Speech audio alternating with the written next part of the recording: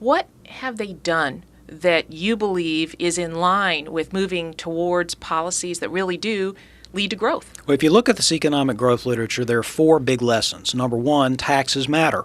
You have to reduce the overall tax burden below the average if you want to have above average growth, and you want to particularly have low marginal tax rates on corporate and personal income. The legislature and Governor McCrory did that in 2013. The second lesson is regulatory. You have to be concerned about putting too many burdens on businesses. Now, obviously, you want to regulate for public health and safety reasons. That matters. That's important. But you want to make sure that you don't have an undue paperwork burden and that the rules that you impose really are worth the cost of complying with them. And that's something the legislature and Governor McCrory also did with a series of regulatory reform bills in 2011, 2012, and 2013.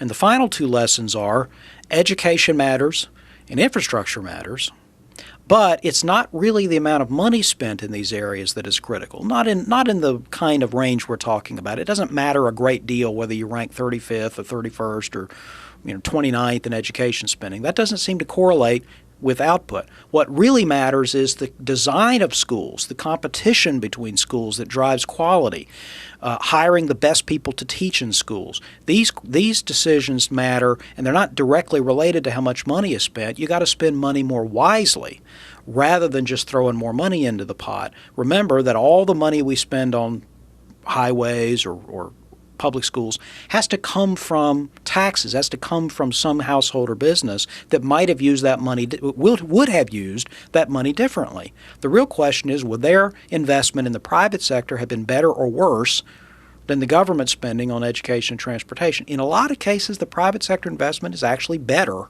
which is why you want to keep your tax rates and your spending levels moderate.